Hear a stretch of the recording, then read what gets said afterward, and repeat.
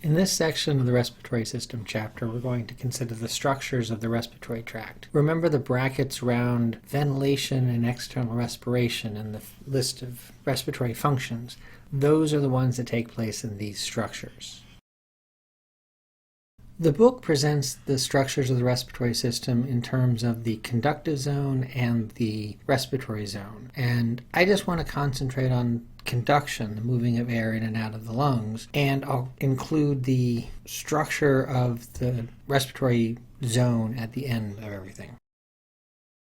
The respiratory tract can be thought of as having two regions, the upper respiratory tract and the lower respiratory tract. Many sources will just simply make the dividing line between the head and neck versus the thoracic cavity. But more importantly, what defines upper versus lower respiratory tract is what keeps the airway open. Now, the airways have to stay open so that we have a constant supply of oxygen. The upper respiratory pathway, which is the nasal cavity, the oral cavity, and the pharynx, all stay open because they're part of the bony structure of the head and neck, namely the skull and along the length of the cervical region of the vertebral column. The lower respiratory tract, which is made up of the larynx, pharynx, bronchi, and bronchioles, going down into the lungs, are all kept open through cartilage in the walls of those structures, giving them some flexibility as the body moves around, but still staying open so that air is always flowing in and out.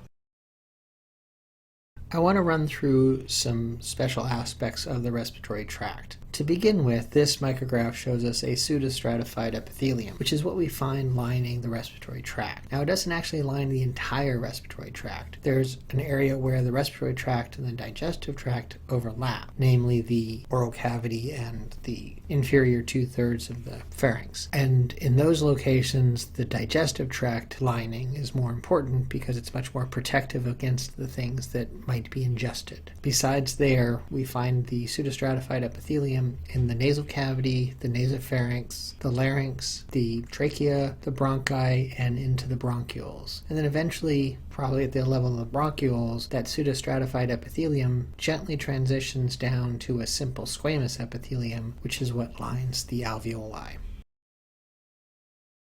This figure lays out the names for many of the structures in the upper respiratory tract, as well as starting into the lower respiratory tract. What I want to point out here is really focusing on the nasal cavity, where we tend to inhale air to begin with. An important function of the nasal cavity is to warm up the air and hydrate it. Now, the air that we breathe in is going to be colder and drier than the insides of our body. And so the nasal epithelium helps with this by both secreting a mucus, which will provide water that will evaporate into the air as we breathe it in, as well as having a major supply of blood vessels, which will warm up the air as it passes through. There are three bony folds in the wall of the nasal cavity called the superior, inferior, and middle nasal conchae. They're acting like turbines as we inhale air. So when you take a deep breath in, like that, what you hear there is really the air kind of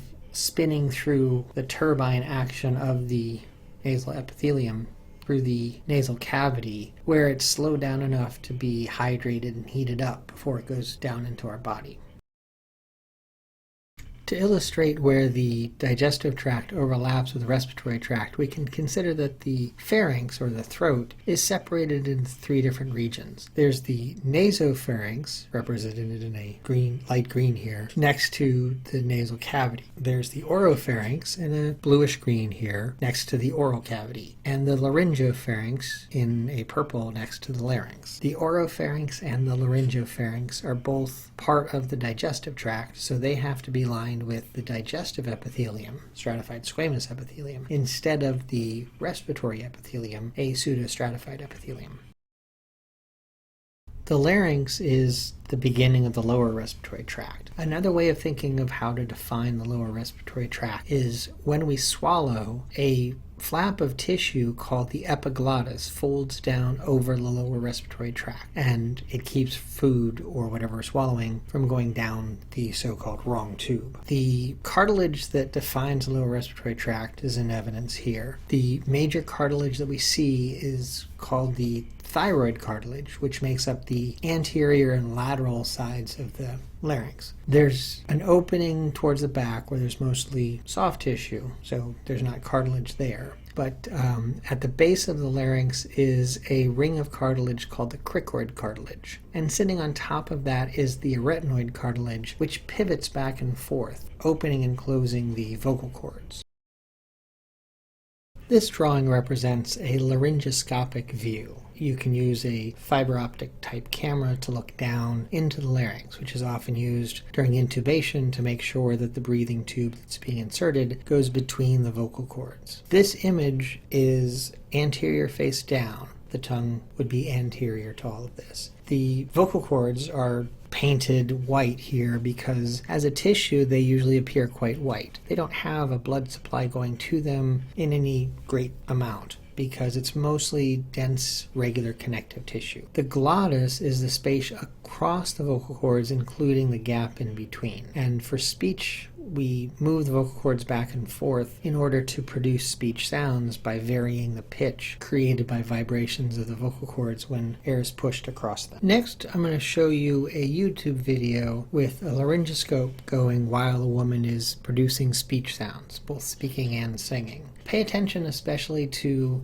the openings that occur every so often as she takes a deep breath. And you can see the pivoting of the arytenoid cartilage covered by epithelial and other soft tissues as the vocal cords briefly open up the glottis as wide as possible to get as much air in during that breath. Long E.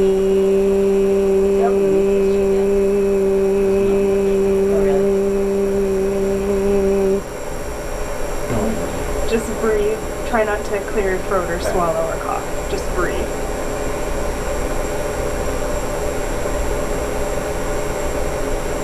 Just breathe. Deep breath in.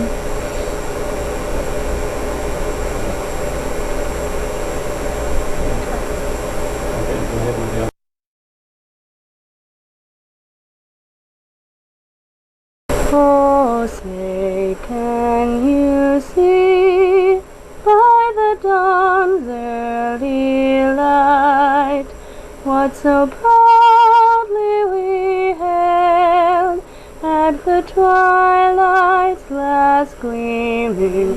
On an E from low to high.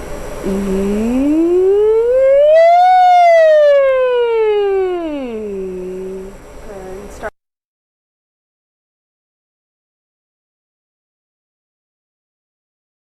The lower respiratory tract then continues down through the trachea, which branches into the bronchi and into smaller and smaller tubes, eventually the bronchioles. The trachea is ringed by cartilage that goes around most of it except for the posterior region where it's adjacent to the esophagus. And there is a smooth muscle called the trachealis that when it spasms momentarily pulls the tracheal cartilage in, increasing the pressure in the trachea and forcing whatever might be obstructing the trachea out. This spasm is a type of cough, a simple cough, like a kind of cough. Branching off the trachea, we have the primary bronchi, which one goes to either lung.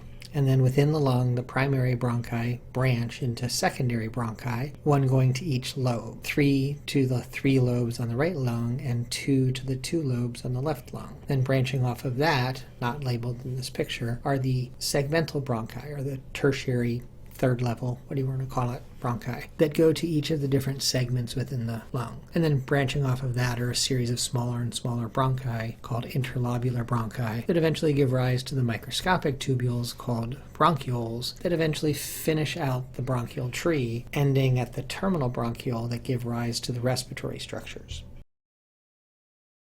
Which brings us to the end of the airway, the respiratory zone. The terminal bronchiole is technically not the last bronchiole, it's the last bronchiole of the conduction zone, but it gives rise to the respiratory bronchioles, which are different because gas exchange can take place across their walls, and they have attached to them all the alveoli. Branches off the respiratory bronchiole are called alveolar ducts, which sort of have alveoli clustered around them. And then the alveoli are surrounded by pulmonary capillaries. The walls of the alveoli are made up by two different types of cells, called type 1 and type 2 alveolar cells. The type 1 alveolar cells are the simple squamous epithelial cells. Type 2 alveolar cells are specialized to secrete a substance called surfactant. Surfactant is a very watery substance, and its job is to help keep the alveoli open based on the same surface tension properties of a soap bubble. There are also macrophages that roam through the alveoli, helping to clear out any small cellular debris or dust or pollen that might have gotten down that far, as well as clearing away pathogens that can make it to that level. The capillaries that surround the outside of the alveoli, we can see several around this particular one in the drawing, are where the where the external respiration takes place. Across the respiratory membrane, which is where the simple squamous epithelium of the alveoli meets up with the simple squamous epithelium of the capillary, gases move across that. Consider this question. When you feel that you've reached an answer, hit the next button to go into the next slide, which will reveal the correct answer.